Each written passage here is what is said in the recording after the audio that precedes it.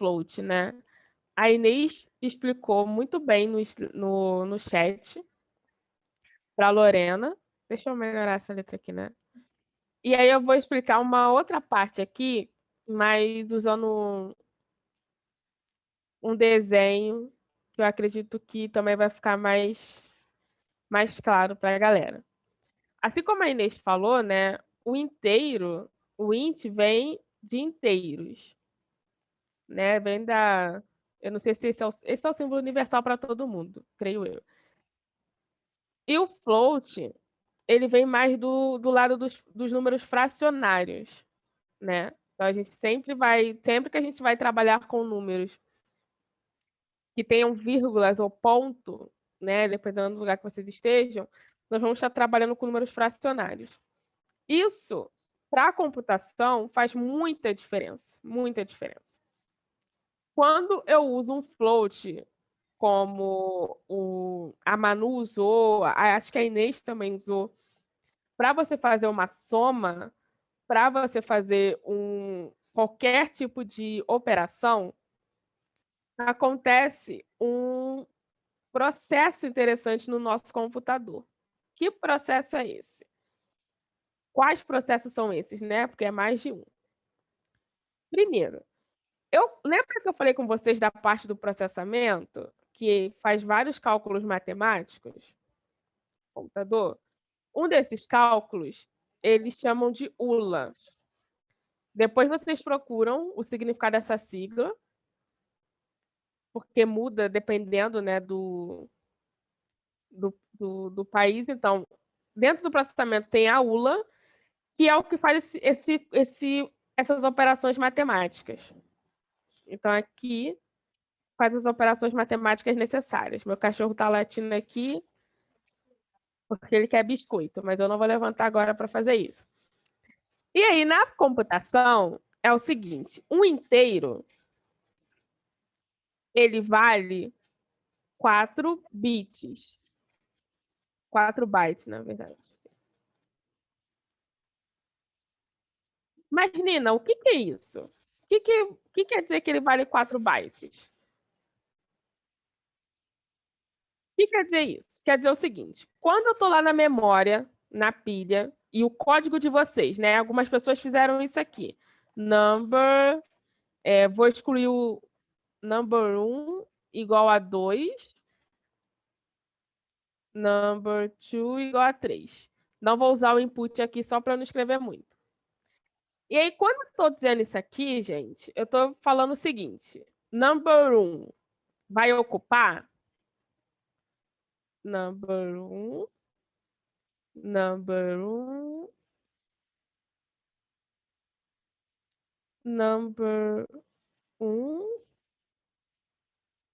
e number 1.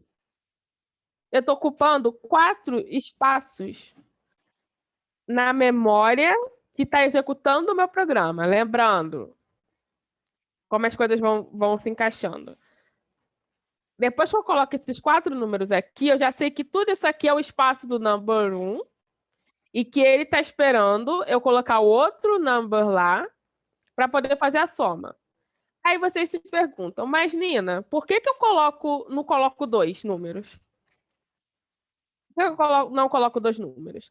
Porque a variável, como a gente tinha visto lá no sábado, né? Lá, aqui, ó. As variáveis, elas armazenam as informações que não podem ser perdidas. Então, a variável, ela está armazenando o seguinte, quando eu escrevo isso aqui. O que isso aqui quer dizer? A variável number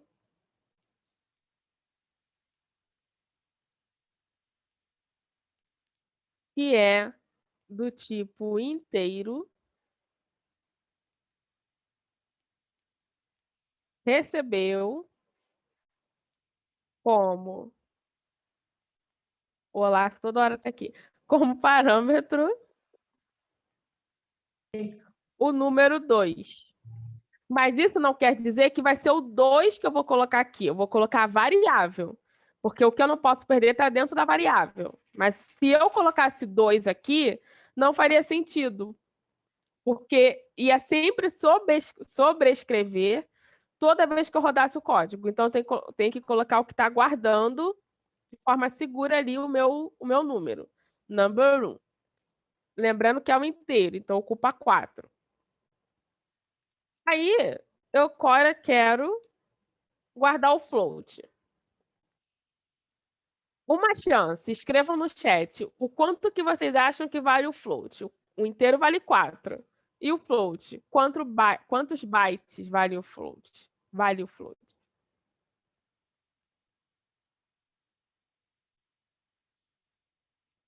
Pode chutar, galera.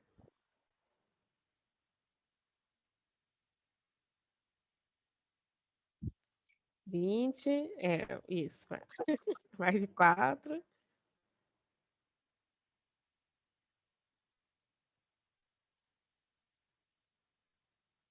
8, mais de 4. Mais algum chute, galera?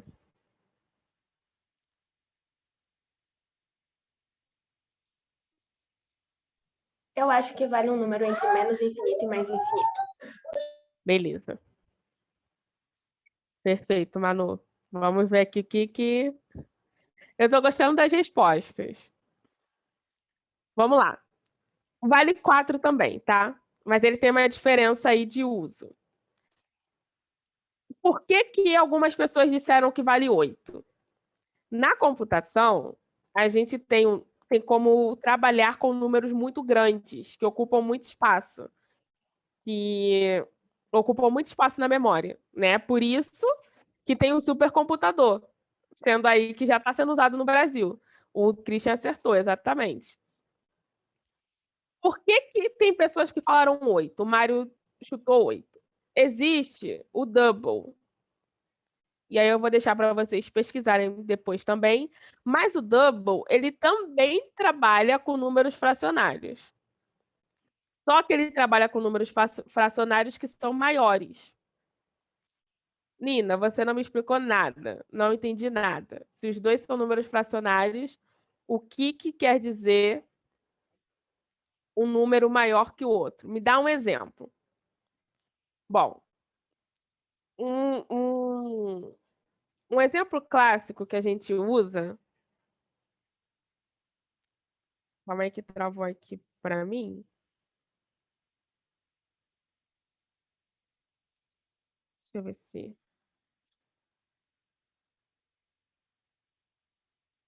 eu consigo voltar. Eu nem tô vendo mais.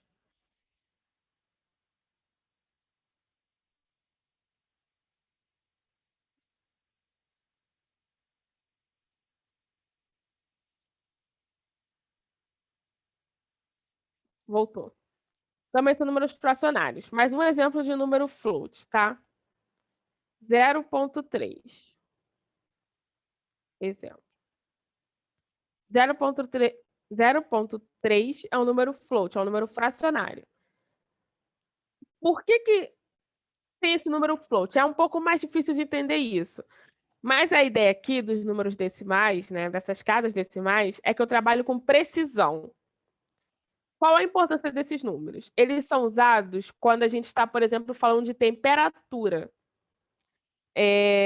Tinha um exercício de temperatura para você converter, né, temperaturas entre os tipos delas, só que eu achei um pouco difícil de mandar. Mas temperatura é um bom exemplo da gente trabalhar com essas casas decimais, né? A importância de ter um tipo que trabalhe com precisão, que pegue só a parte inteira, mas consiga traduzir essa parte para uma forma que o computador entenda. E também, números fracionários são muito mais rápidos para o computador processar. Essa é uma das maiores diferenças. Então, números fracionários são mais rápidos de processamento.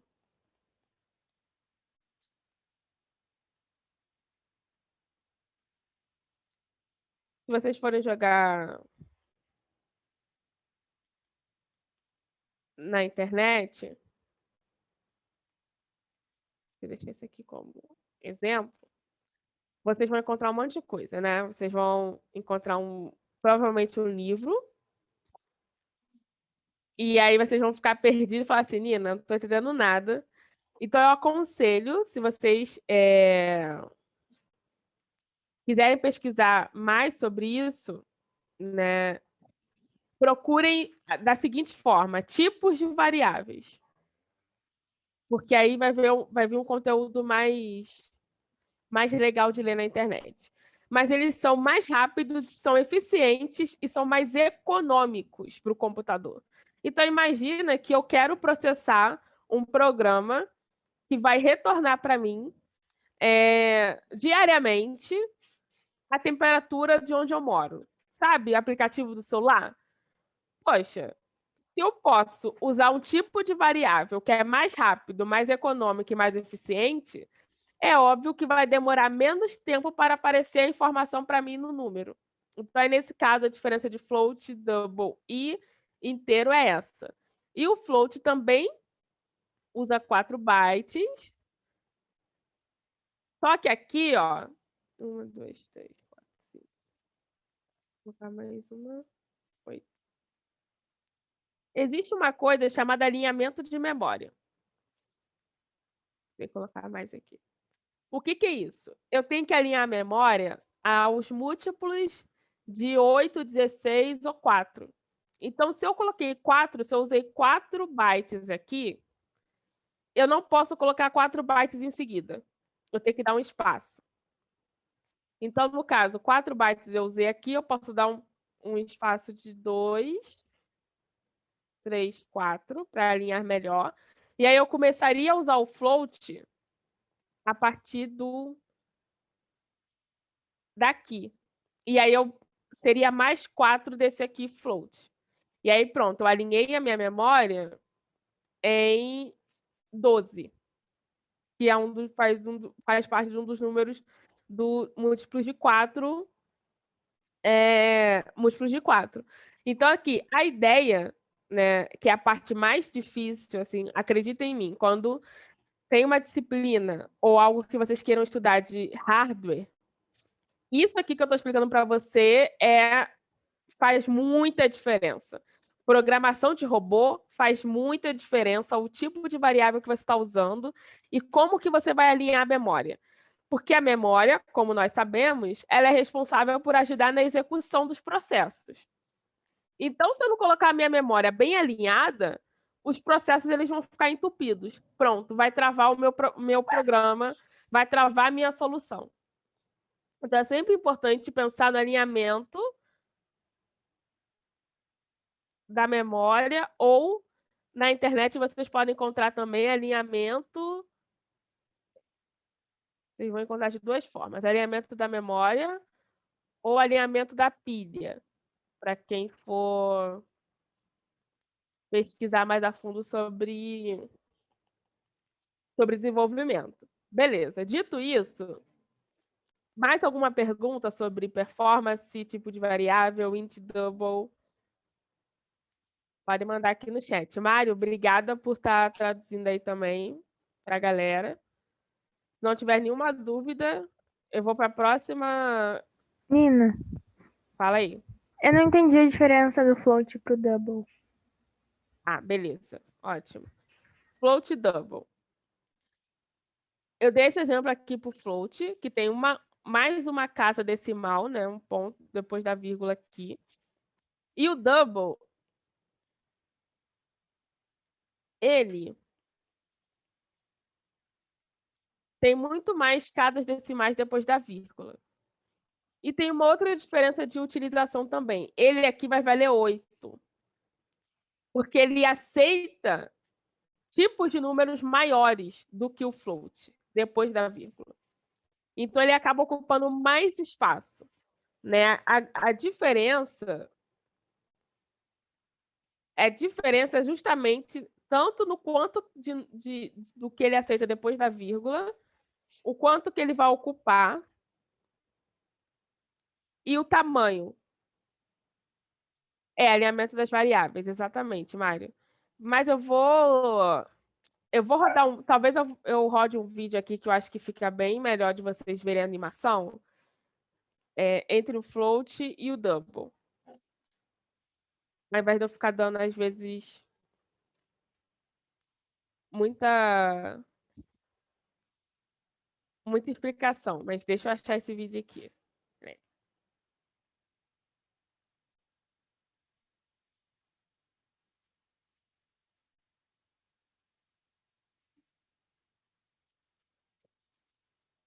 Achei. Acho que é um vídeo mais rapidinho. Calma aí que eu vou compartilhar logo com vocês, que a gente já tira essa dúvida de uma vez.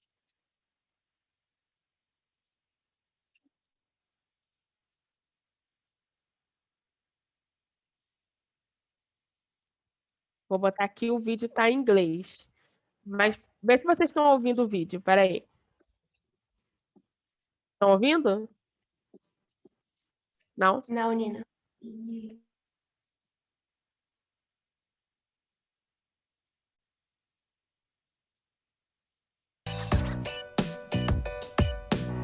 Foi?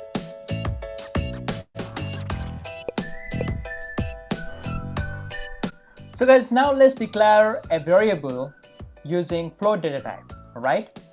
So we can write something float f equal to 10.11111 up to 9 times, alright? And we can declare a double variable like this, double d equal to 10.111 up to 9 times. So you can see over here, I'm taking the same value and trying to store it with float and the same value with the double, isn't it? So guys, is it valid? So make sure that the double d equal to 10.9 times 1 is absolutely valid. But what about this? Well, if you talk about this value 10.9 times 1 and if you're trying to store it within a float, then actually there is no problem in it. But JVM has some problem with it, alright? So this thing is never gonna be valid. This is going to give you a compilation error, alright? Até aqui tudo bem? O que vocês ouviram? Ele está exatamente falando porque isso aqui não é válido para o float. Right? Now you're gonna ask me. Peraí, ele é indiano, então o inglês dele é um pouco difícil de entender. E por que é válido aqui o que eu estava explicando para vocês? Até aí, eu acho que foi a Mariana ou a Lorena que falou que não estava entendendo. Fui eu, a Beatriz. A Beatriz, confundi a voz. Mas até aqui ficou melhor, Beatriz, de entendimento? Sim, agora eu entendi. Entendeu? Beleza. Então eu não vou passar o vídeo todo porque são 7 minutos, né? A gente tem bastante coisa ainda para fazer. Deixa eu voltar a outra tela aqui para falar do for, while, do while, que eu vi algumas pessoas usando.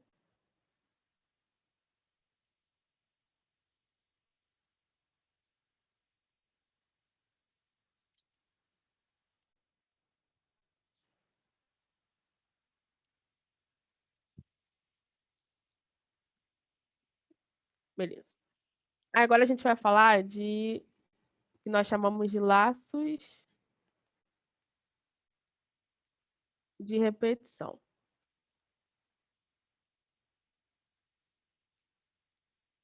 For,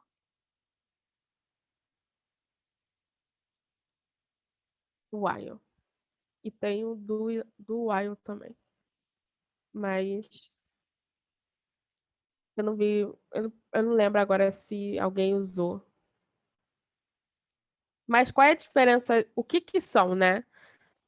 Todos eles são usados para quando você precisa repetir algum passo dentro do seu código. Então, algumas pessoas viram que a gente tinha que repetir o passo de soma mais de uma vez, certo? E aí você tem essa estrutura de fluxo que ele só vai repetir o bloco de código dependendo de uma condição. Vamos começar aqui pelo while, que é mais fácil de entender de primeira. Eu acho, né? Pelo menos. O que é o while, que é exatamente o enquanto, se traduzindo para o português e espanhol, vou ficar devendo para vocês. Não sei se é a mesma coisa. O while, ele repete o bloco, eu vou escrever um código aqui para vocês. Ele repete o bloco de comando, né, ou o bloco de código.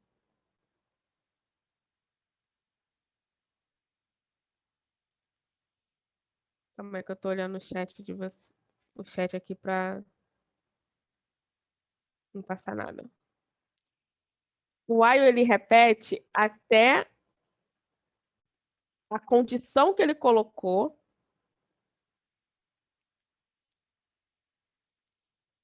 que ele escolheu,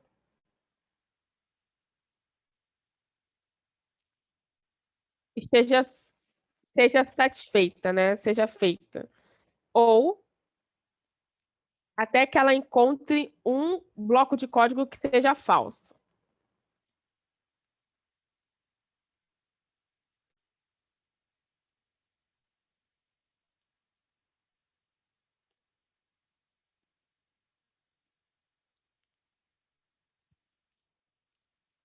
Tá, Nina, o que isso quer dizer? Quer dizer isso aqui, ó. While. Deixa eu trocar a cor para ficar.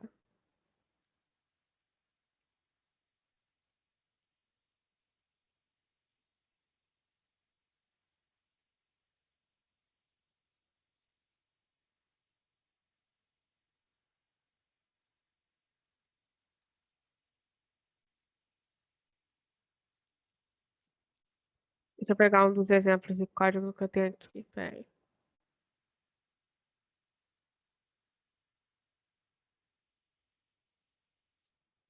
Aqui. While x for menor que 5, então você vai ficar printando o x. Escrever em português. Print x. Isso aqui é um exemplo. Então, até que isso aqui passe de x, então se eu colocar 1, se eu colocar 0, 1, 2, 3, 4, ele vai entrar aqui. Como eu coloquei menor que 5, eu não coloquei o sinal de igual, se eu colocar no meu código o número 5, ele já vai dar um erro.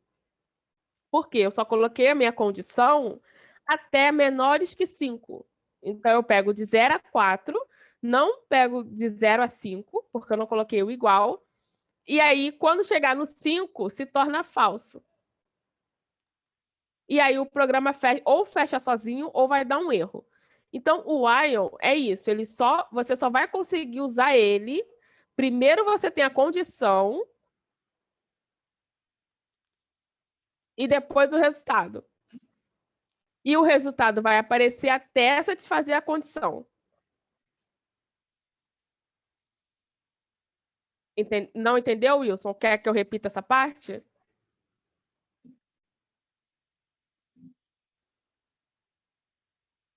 Ah, tá. Não era para minha mensagem, não? Beleza. Então, o while... Ok. O while, ele é traduzido dessa forma. Eu tenho uma condição primeiro e depois eu tenho o resultado. E essa condição, ela depende do resultado. Esse resultado depende da condição. Beleza? O for, que o Mário usou, acho que o Mário usou também, e outras pessoas também usaram, ele é o mais usado, né? Ele é mais fácil até de vocês encontrarem mais exemplos na internet. Ele é usado quando é necessário ir de um ponto a outro,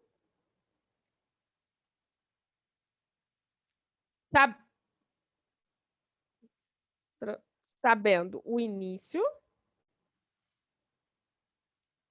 e o fim. Eu estou olhando aqui o chat para ver se está direitinho. Tá, Nino, o que isso quer dizer? é o seguinte, eu tenho que percorrer, eu vou botar aqui exemplo.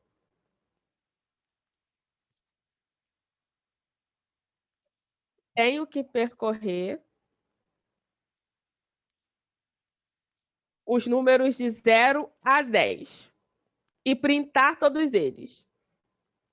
E printar todos eles. O que eu vou fazer? Eu vou usar o for, porque eu sei o início e o fim. Eu sei que o início começa no 0 e o final é o 10. Então, eu vou declarar for igual um i qualquer igual a 0. Esse i tem que ser menor ou igual a 10. E ele vai ter um contador. Por que esse contador é importante? Porque eu preciso que ele, depois do 0, eu some 1. Eu vou ter sempre que estar somando o inteiro, no nosso caso aqui é inteiro. Vou ter que estar sempre somando o inteiro até chegar ao 10. Então, o for, ele é usado quando eu sei o início e o fim. Se eu não sei o início e o fim do que eu quero fazer, não é interessante usar o for. Beleza? Galera, alguma dúvida, alguma... Eu só não entendi. Fala. Eu só não entendi a última coisa que você escreveu ali. Você escreveu for, abriu parênteses, igual a 0, ponto e vírgula, e menor ou igual a 10, e depois você escreveu o quê? Ir mais mais. Ir E o que nós que mais. isso significa? Então, ó, boa pergunta. Deixa eu abrir uma tabela aqui. I mais, I menos, mais, I menos, I. O que isso significa? Isso aqui é sobre você acrescentar e tirar um número, um valor dos números que você está trabalhando no seu código. Tem um nome para isso que tem um nome para isso que é um nome estranho. Não é acrescentar, é incrementar. Incrementar e decrementar. É isso aqui, ó. Mais é incrementar. É um nome estranho, né? E menos é decrementar. O que isso quer dizer? Eu quero ir de 0 a 10, eu preciso estar sempre somando algum valor até eu chegar a 10. Então, o que eu vou somar? Eu vou somar de 1 em 1? Pode ser que seja de 1 em 1. Mas se eu estou falando de inteiro aqui, ó, aí que a soma entra no campo estranho, tá? Em computação. Rodei 0. Depois eu quero chegar no 1. 0 mais 1. Mas como eu estou trabalhando com inteiro, eu vou estar sempre pensando aqui. Esse meu 1 é um número, mas o que eu estou somando na memória é 4. Então, aqui é isso. Eu vou sempre somando, estou sempre incrementando um número até chegar a 10. Mais 1, mais 1, mais 1, mais 1. Esse decrementar é quando eu estou tirando. Então, eu estou só fazendo...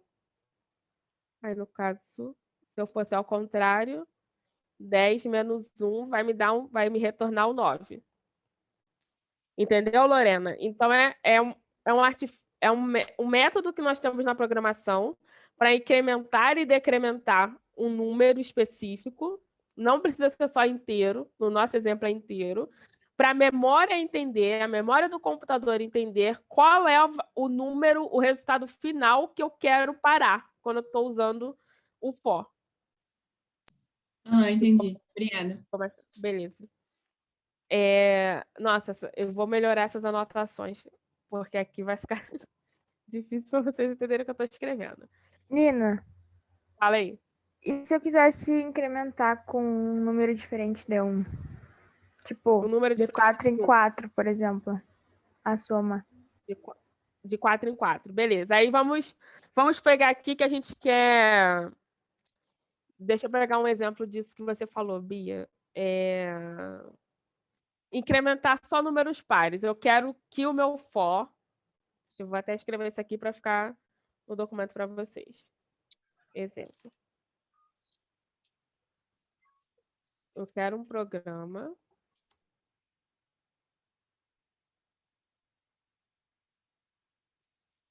que retorne só números pares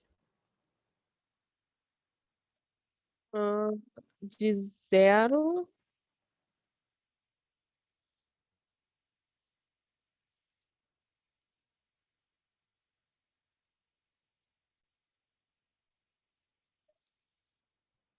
a 10.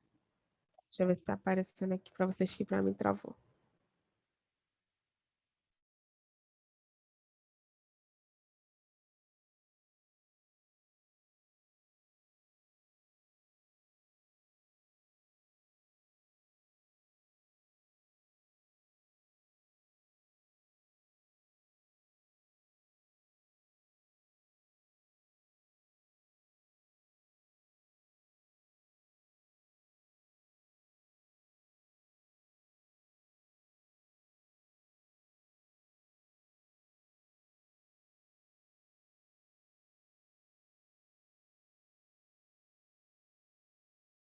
Ah, eu me mutei aqui que eu estava destravando.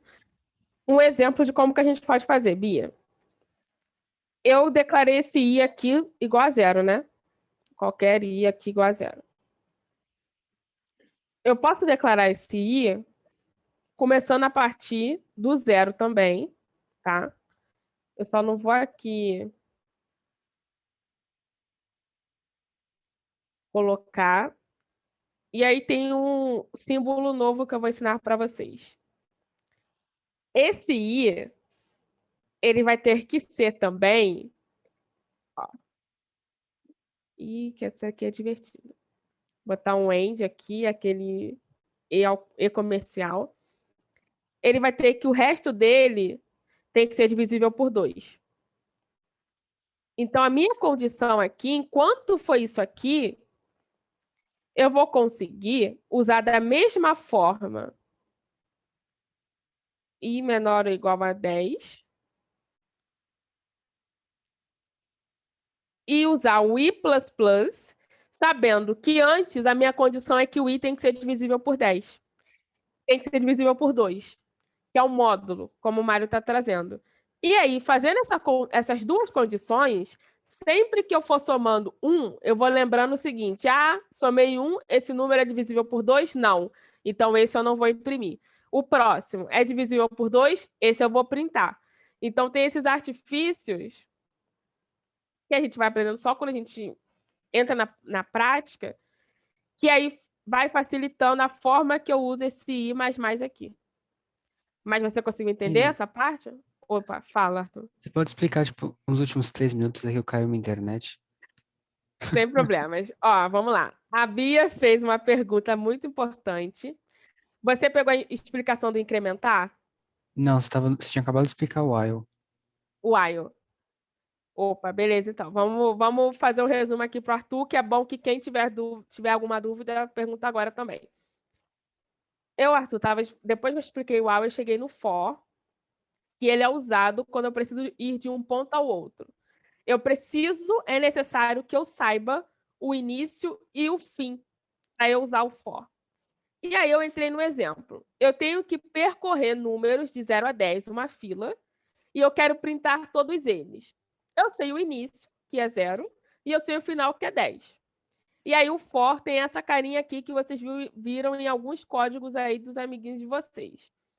Declaro um i qualquer igual a 0, declaro que ele vai ser usado até chegar no 10, e depois eu vou declarar um incrementar aqui, um i++.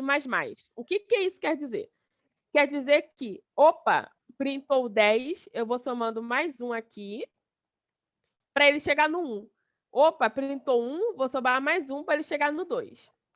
Aqui, o que eu esqueci até de falar com vocês, quando eu uso dessa forma aqui, é porque primeiro eu vou olhar o número e depois eu vou somar. Nesse caso aqui, eu somo antes de olhar o número. Então, aqui eu estou fazendo o seguinte, ó. Estou no 0, mas eu estou somando antes de olhar o que é. Já estou somando e aí ele depois vai me retornar. É meio que quando você está trabalhando aqui sem querer saber o que ele te retorna. Isso é chamado de incrementar, e decrementar é quando eu estou diminuindo. E aí a Beatriz fez fez uma pergunta. Ela queria saber quando que eu trabalharia com números que não fosse de 1 em 1, que não fosse ímpares, quando fosse número par. Né? Se eu quisesse, exemplo, número par foi o que coloquei, mas se ela quisesse representar outro número. E aí eu coloquei um exemplo. Eu quero que o meu programa ele retorne só os números pares de 0 a 10. E aí tem um artifício que eu posso usar na programação, que além desse E comercial aqui, que é um AND, que é o percent, que é de módulo. Então, eu quero dizer o seguinte, o meu I, além dele ser 0 a 10, só vai me retornar números de 0 a 10, ele precisa ser divisível por 2, para eu saber que ele é par. E aí, essa condição faz com que eu use da mesma forma que eu usei aqui, só que tendo a condição que ele vai só me trazer número par. E na hora de printar, eu vou saber que quando eu der um print I, ele só vai me retornar números pares. Aí eu parei nessa explicação. Entendeu, Arthur? Entendi, Não tem obrigado. dúvida. Show. Eu vou mandar um exemplo disso que a Beatriz perguntou lá no Slack de código para vocês, beleza? Dito isso, o que eu tinha notado, que eu tinha prestado atenção do que vocês, né, dos códigos que vocês fizeram, tinha sido isso.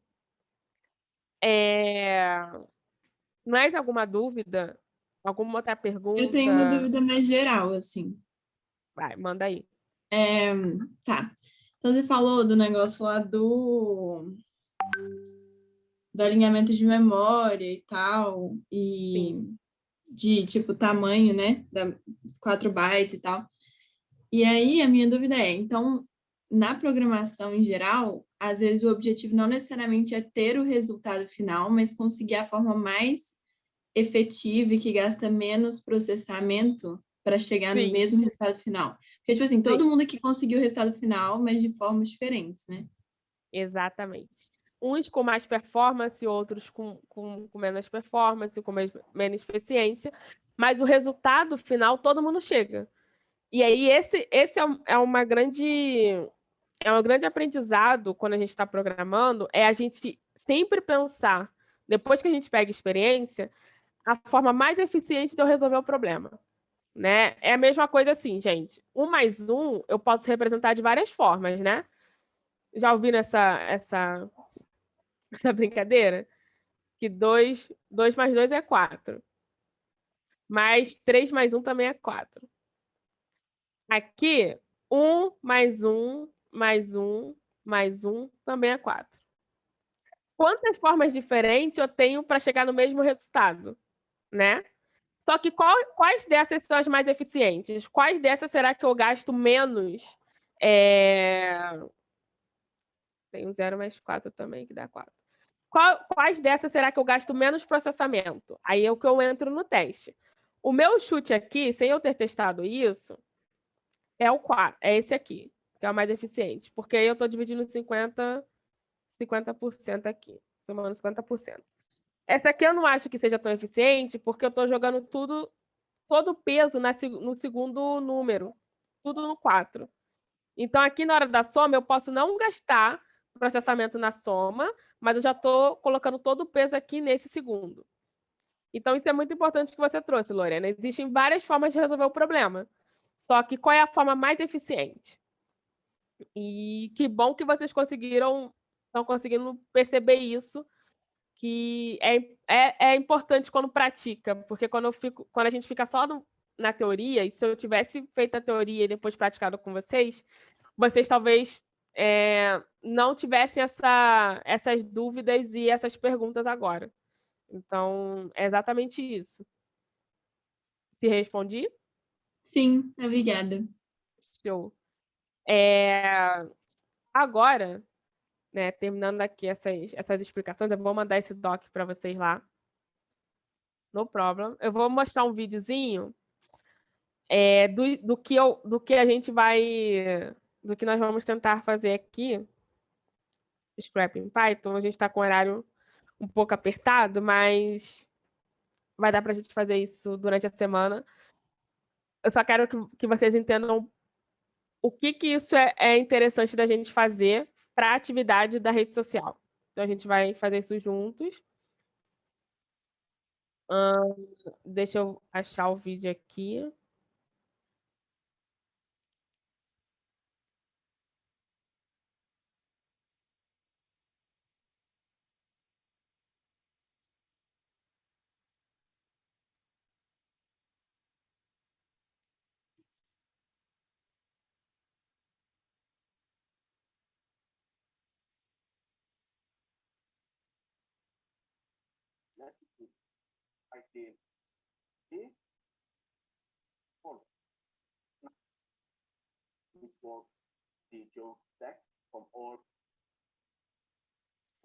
Cadê?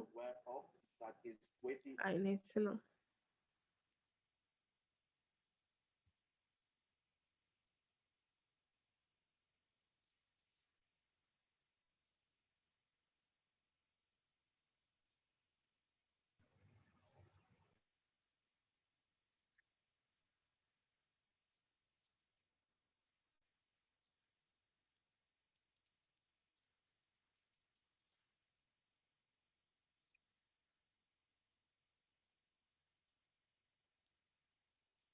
Achei.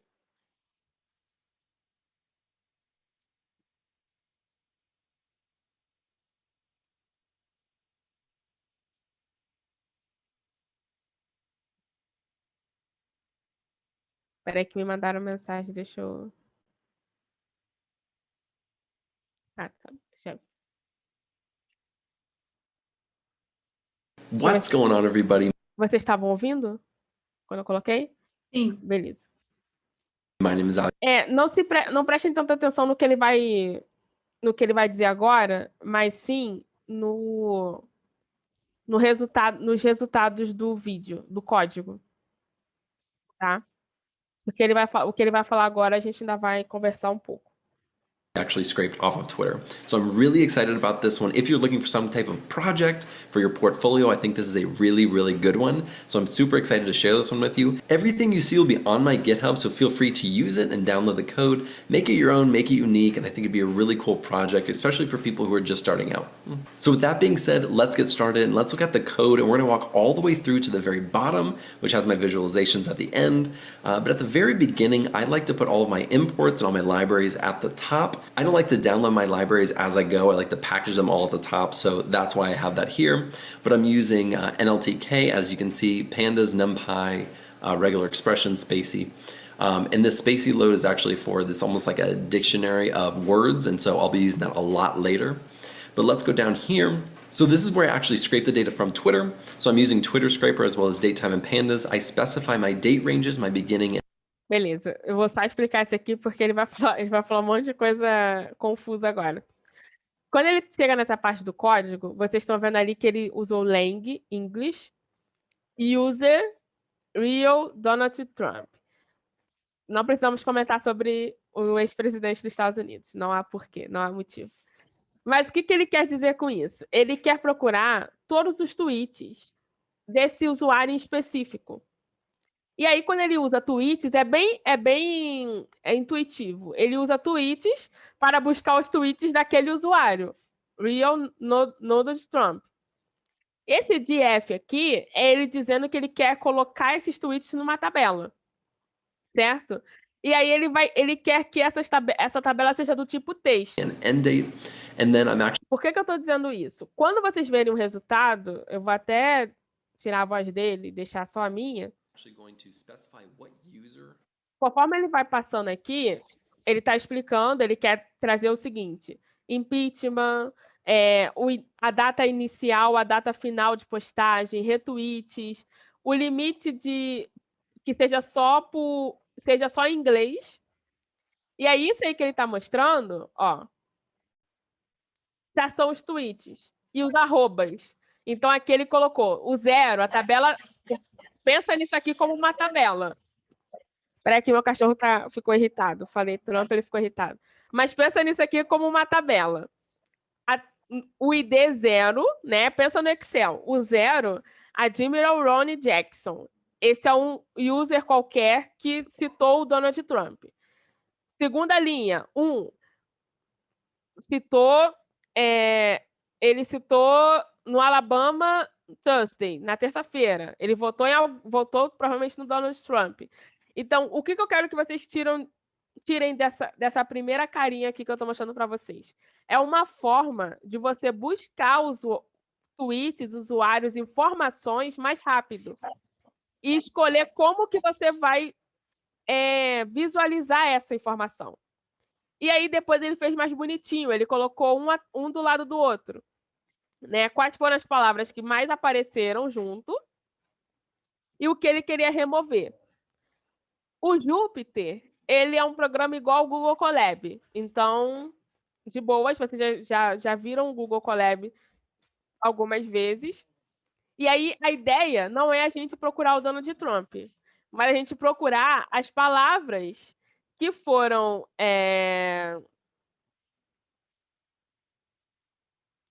Espera aí que tem gente se despedindo. Beleza, no problem, Inês, só ver agora. A ideia é vocês procurarem as palavras que vocês mais usaram, mais visualizaram, mais ouviram na neurociência e nos algoritmos. E a gente coloca isso numa tabela. E o que eu pensei em fazer? Como nós tem esse tempo de uma semana de vídeo, mas vocês fazem outras coisas da vida, né? Não dá para vocês ficarem uma semana focada no vídeo do Science Club. Eu já preparei para vocês um código que obrigatoriamente tem que rodar no Google Colab, só pode rodar no Google Colab. Eu vou mandar para vocês e vocês só vão mudar a linha, e eu vou deixar comentado, mudar a linha das palavras que vocês querem buscar na internet. Beleza? Então, eu já deixei isso preparado. Eu vou colocar lá no Slack, vou botar em inglês, espanhol e português. Eu vou ter que traduzir aí algumas coisas do código para espanhol. E aí eu vou colocar para vocês lá, e aí ajuda vocês a complementarem o que vocês quiserem colocar no vídeo de vocês, ou colocar em memes, etc. Então era isso que eu queria falar com vocês sobre esse trabalhinho. Só para facilitar, eu